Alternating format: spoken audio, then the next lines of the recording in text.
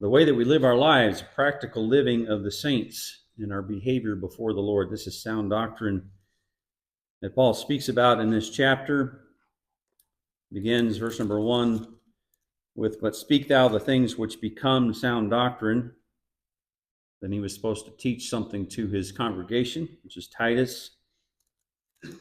And that doctrine concerns behavior between or among men and among women. How are Christian men and women supposed to behave? And we've been looking at men for the last couple of weeks, and tonight we are going to look at the behavior of women. How are they supposed to behave, the aged women? And you can apply this to, doesn't matter if you're an old woman or older woman or a younger woman or whatever it might be, middle-aged. You can apply it to yourself. But we're going to look at that this evening. Father, we do thank you, God, for instruction in your word. God, we're thankful that you don't leave us without a revelation of yourself. God, we pray that you would help us this evening to be able to absorb what you have for us and open up our minds and our eyes and our ears to receive it. And we'll thank you for it. We ask these things in Jesus' name. Amen. Titus chapter 2, begin reading in verse number 1. He says, "But speak thou the things which become sound doctrine. That the aged men be sober, grave, temperate, sound in faith, in charity, and patience. The aged women likewise, that they be in behavior as becometh holiness, not false accusers, not given to much wine, teachers of good things, that they may teach the young women to be sober, to love their husbands, to love their children, to be discreet, chaste, keepers at home, good, obedient to their own husbands, that the word of God be not blasphemed. Young men likewise exhort to be sober-minded." This evening, we're just going to look pretty much at verse number 3, about the aged women, what they're supposed to behave like, how would they live a life that would be pleasing to the Lord. That would be instructions for women. This is sound doctrine for the older ladies. Paul the Apostle, of course, is writing to a man named Titus. Titus is a young man. He is a young pastor, and he is supposed to ordain some elders and send them out so that they can combat the false doctrine that Christian Judaizers have been putting out and corrupting households and corrupting congregations. And the name of that doctrine was called antinomianism. Antinomianism basically means this, just in a nutshell, that grace cancels out the need for you to obey the Lord. Since you're saved by grace and you're saved by grace for nothing, then, works don't matter at all. They don't need to follow. You just live however you want to live. Morality doesn't matter. The way you live your life doesn't matter because you're saved by grace, and grace cancels out all of that, and you can just live however you want to live. Paul said about them that they profess to know the Lord, but they deny him with their works. Well, they said something. They said that they profess to know the Lord, but really with their life they denied him, which of course you cannot do. You can't profess to know the Lord, but blatantly disregard the Lord. You can't live a life that is in contempt toward God and his word and ignore God and still say, well, I know the Lord. You just can't do that. That's not so. Paul would say that's not sound doctrine. So Paul tells Titus to go and to preach holiness to his congregation, since that's what these Christian Judaizers were saying you didn't need. They were saying that didn't matter. Holiness doesn't matter. Morality doesn't matter. And so Paul says, Titus, I want you to go out and I want you to preach against that. So I want you to go out and I want you to preach morality. I want you to preach righteousness. I want you to preach holiness. The first group of people that he dealt with was the aged men, how they are supposed to behave. And we looked at that in the last couple of weeks, and now he says the aged women likewise, also in verse number 3. Paul calls these aged women, or at least Titus is supposed to call the aged women through his preaching, to holiness. It's supposed to be holy, calling them to holiness in verse number 3. Well, what is holiness? Well, holiness, which is a word we don't use all that often, but holiness is purity or righteousness in a practical sense, an everyday sense. It's holiness. It's the way that you live your life.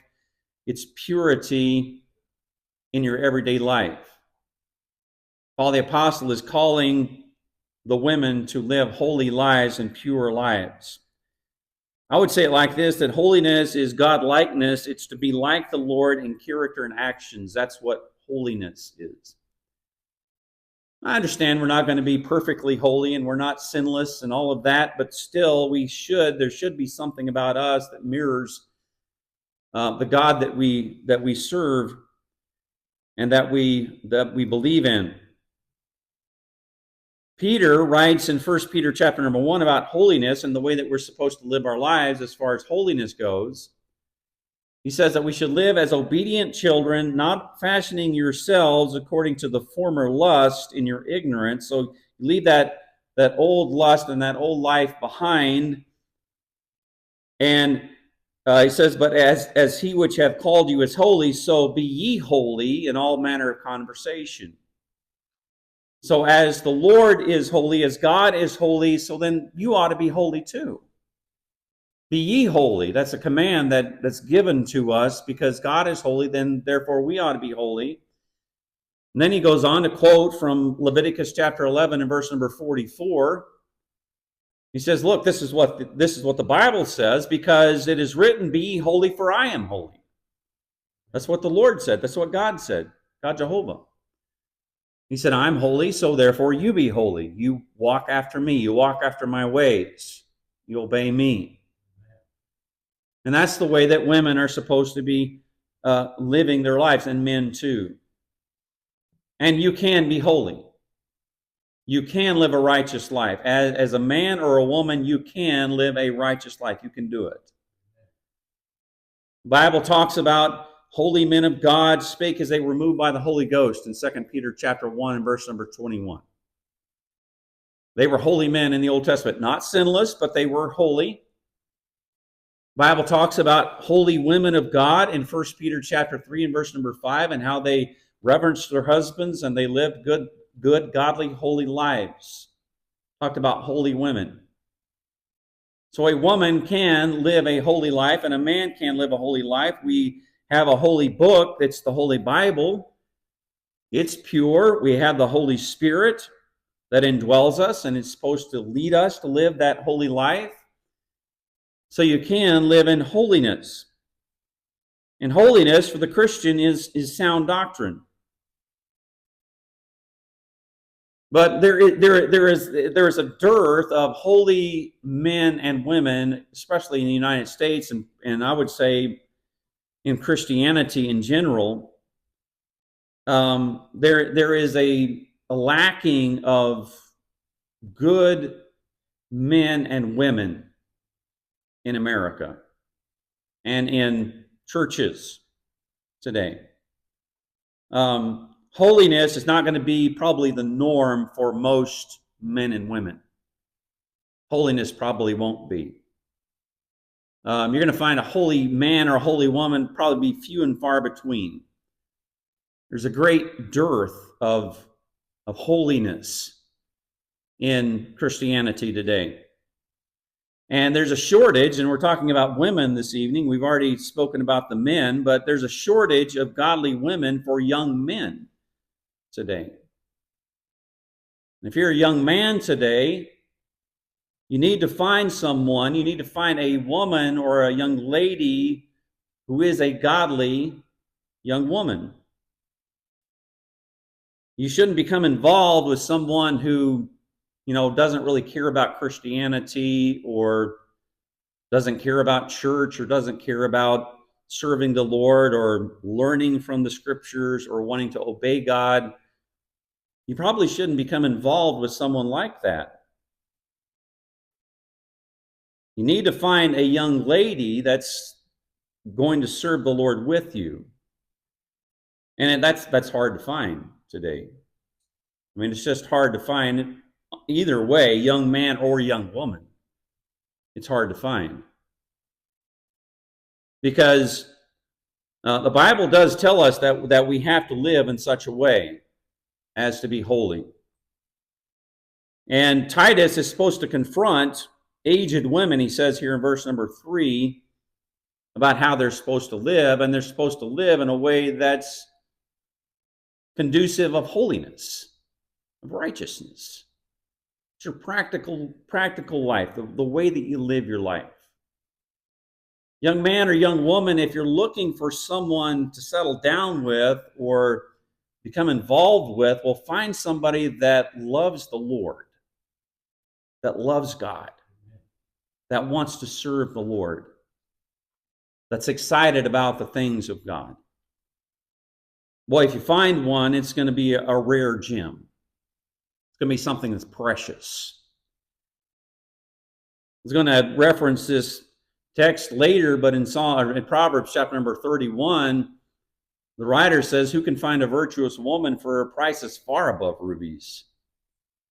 Pretty rare, valuable and rare. But I'll give you 3 areas of holiness for the aged women, and it doesn't just have to be the aged woman, or you can apply it to a man as well. Just the way that you're supposed to live your life.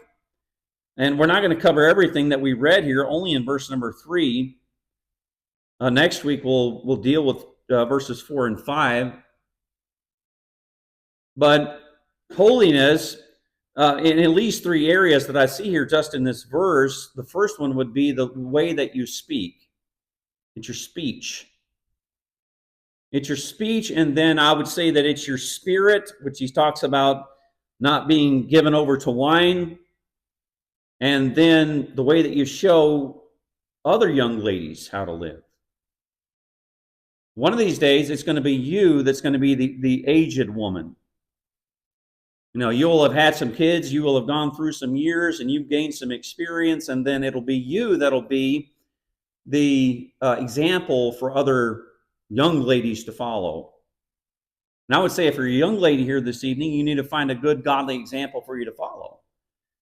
Find you a good, godly mentor, a Christian woman to follow. Too many times, young ladies in Christianity today in America, they follow some kind of rock star or singer or actor or actress or something like that. That's who they put forward as role models today. And it's just, they're completely and totally and morally bankrupt. Putrid. Their lives are stinking piles of putrid. That's what their lives are like. And yet they're put forward as, well, these are our role models for our young ladies to follow. And then the young ladies idolize these women that they put on TV, and their lives are a wreck too. You need to find somebody that's good and godly. That's who you need to follow. Find a good role model. Because one of these days, it'll be you. You'll be the role model. But the first thing he says about speech, he says, the age of women likewise, that they be in behavior as becometh holiness. He says, not false accusers.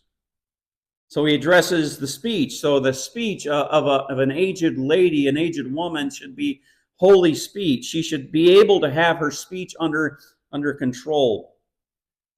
He says, don't be a false accuser as an aged lady. An aged woman. Well, what is a false accuser? False accuser is to accuse or to say something about someone else that is not true, or to say something more than what is true, to embellish or to exaggerate just a bit. Are the ladies maybe guilty of that? Men too, I guess. maybe just exaggerate a little bit, embellish the truth just a little bit. But they cannot be false accusers, so you can't allow your emotions to dictate what you say about other people. You have to speak the truth when you speak about someone else. Talk about speaking about someone else. Don't be a false accuser. Well, there's a couple of categories here about being a false accuser that we could put this in, that we could kind of help to describe what a false accuser is. The first thing is this, is that slander is false accusations. To slander somebody else. You know what it means to slander somebody else? It means to say something about someone else that's not true, to paint a picture with your words about someone and make them look bad in front of other people so that everyone else will have a bad view or a bad idea about another person because you said something about them that wasn't true. That's what slander is. In a court of law, it would be called defamation. It's defamation. You got sued for defamation. Well, that person said something about me and it's not true. That's what false accusations are. That's what slander is.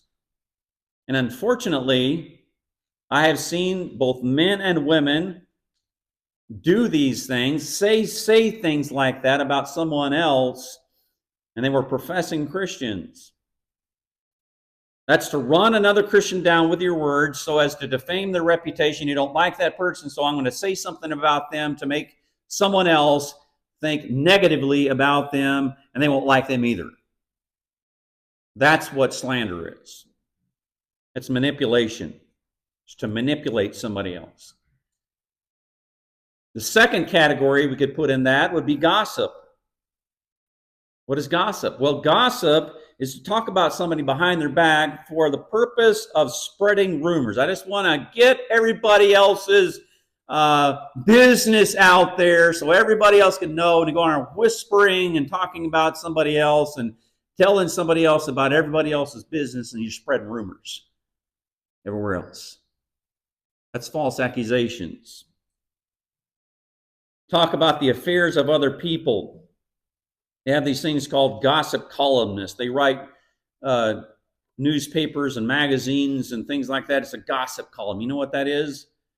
That's just a gossip about celebrities and, who divorced who and who's having an affair with who, and, they're on drugs and they're doing this and they're doing that. It's just a big old gossip session. That's all it is. And people pick those things up and read them. It's just gossip. That's all it is. Well, women shouldn't be doing that. Neither should men, but women should not be gossiping.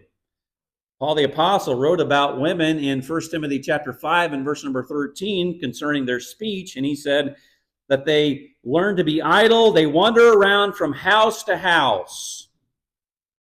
Well, they didn't have the internet back then. They didn't have Facebook, and they didn't have whatever social media platforms that there are. They didn't have television, so they go around from house to house, running around gossiping. Hey, did you hear what so-and-so did and all that? And they're just spreading rumors all over the place. He said they wander about from house to house, not only idle, but tattlers also, and busybodies, speaking things which they ought not. That's what Paul says.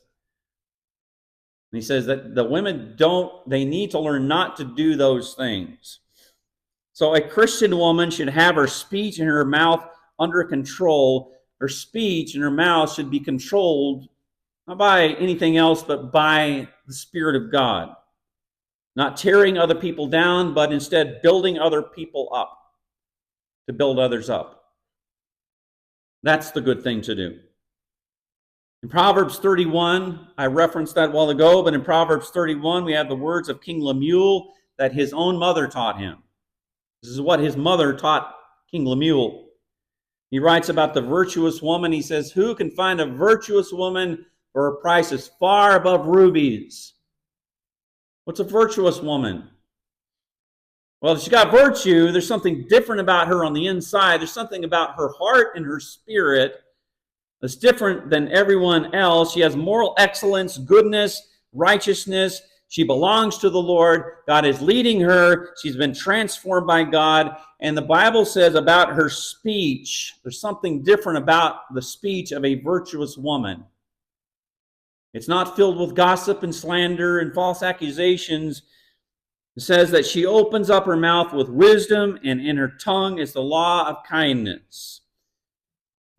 When she opens up her mouth, it doesn't pour out with foolishness or gossip or slander or unkindness. Got wisdom. Wisdom. Man, wisdom is positive. Wisdom is something that can help somebody else. Wisdom is an asset to be able to help other people. And when you open your mouth, well, that's what ought to come out of there. It should be wisdom. Why? Well, because you belong to the Lord. If God is wise, then wisdom should come forth from you too.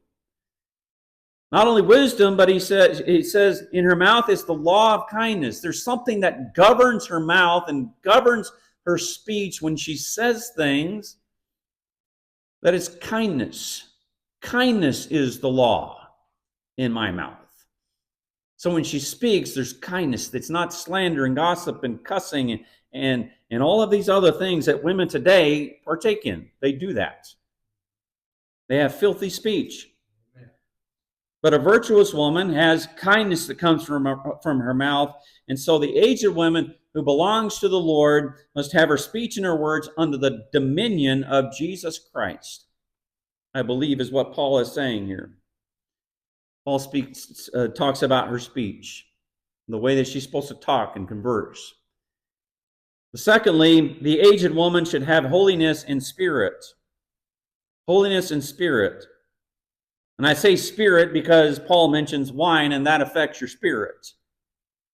Secondly, he says that the aged women, likewise, they be in behaviors becometh holiness, not false accusers, not given too much wine. Alcohol is a substance that will affect your spirit. That's why they call it spirits.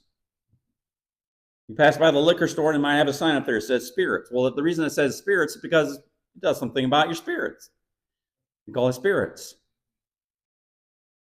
If you're sad and you drink some alcohol, well, it might make you forget your sadness, or it might make you sadder,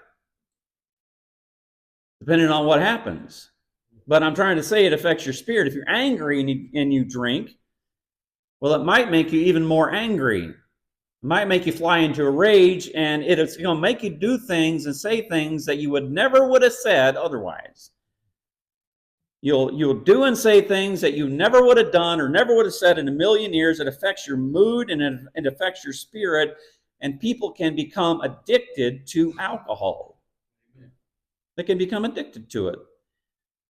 There's people that have ruined their lives. They're on Skid Row today, or they've lost their wife, or they've lost their husband, they've lost their children, they've lost their health, and they've lost their house and everything else because they became addicted to alcohol, and they just don't have any self-control over this alcohol, and the bottle has control of them instead, and their whole life is pointed towards one thing, and that's just getting another drink. That's their whole life. They look forward to it, and that's the only thing that counts in their life is just get me another drink.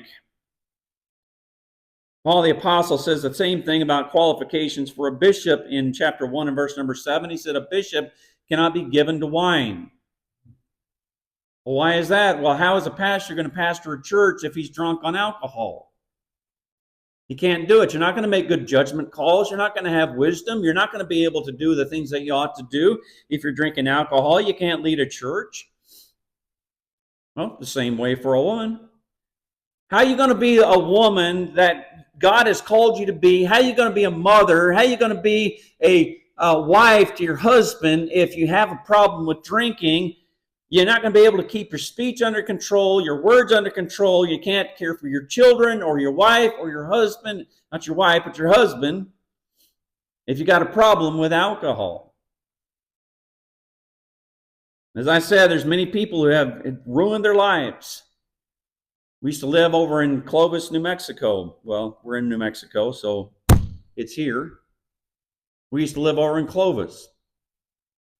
When I was a kid, I was probably 8, 10, 11 years old, something like that. I don't know if I've told you guys this story or not before, but Dad had a church over there on Thornton Street called Emmanuel Baptist Church, and there was a house behind the church. And there was a man who lived there with his mother. And I vividly remember coming out of my house one time, or maybe we just gotten out of church or something like that, but the parsonage was behind the church, and then behind the parsonage was this house where this man named Avon lived. And he lived there with his mother. We walked out of the church one day, and we walked back there, and I could still see the man, and he was laying passed out on his lawn. You know what his problem was? His problem was alcohol. He was an alcoholic. And he was just always drunk. Couldn't hold a job. He couldn't be a valuable member of society because the bottle had a hold of him. And that's why Paul the Apostle is telling them, hey, you need to look out for this thing of alcohol. If you're going to be a mother or going to be a wife, it's going to get a hold of you. Proverbs chapter 23 speaks about someone who is addicted to wine. He says, who hath woe, who hath sorrow, who hath contentions, who hath babbling. Those things are bad things. Contentions I'm talking about. Sorrow, woe, babbling, wounds without cause, who hath redness of eyes. Who has all of these things? You know who it is? They that tarry long at the wine, they that go to seek mixed wine. That's who. Somebody goes out and gets drunk and gets into a fight, gets into an argument, says a whole bunch of things they wish they had never said. They get beat up by somebody and they wake up the next morning and they don't know what happened. They got a bloody lip and a black eye, got into a car accident or something else. Well, they went out and got drunk. They said a bunch of things they shouldn't have said. Says, thine eye shall behold strange women, and heart shall utter perverse things. You don't have control of yourself in that situation. A woman has to have self-control. And being addicted to things will ruin and wreck your life. You can't be a godly woman, the woman that you were created to be, if alcohol has got a hold of you. And people get addicted to all kinds of things. It's not just alcohol, it's not just cigarettes. We think of alcohol and cigarettes as two big boogeymen that everybody gets addicted to, but people get addicted to all kinds of things. People get addicted to marijuana. They get addicted to pot. It ruins their brains. It ruins their thought processes. They can't hold a job. And for the life of me, I don't want to get onto a rant, but for the life of me, I don't know why 15 pot stores can stay open in this little town. Amen. I don't know why. It ruins your health and it ruins your brain. But people get addicted to it, they can't live without it, and it alters them. And not in a good way. Amen. People get addicted to cell phones. They can't put their cell phones down. You ever try living one day without picking up your cell phone and looking at it? Amen. Try it for a while. Man, you find out you got a problem. You're an addict. You can't put it down. But people are addicted to all kinds of things, and as a mature woman, you must have self-control and not be addicted to things that's going to ruin your life. Amen. Have self-control. Lastly, we see that you need to have holiness as an example or be able to show the next generation. There's going to be some girls, some women that are going to be cropping up in the next generation. I know you think it's a long ways away and it's never going to happen, but it's going to be here pretty soon. And you'll have to be the example. And older ladies, you are the example today. To all of the younger ladies that are in your families, that are in our church family, you are the example. It says, the age of women likewise, they be behaviors becometh holiness, not false accusers, not given to much wine, teachers of good things. So you need to be able to show the next generation how to live a godly life. You say, well, I don't want to be. I don't believe I am. You know what? It doesn't matter whether you want to be or you don't believe you are. You are. You are. Somebody's looking up to you.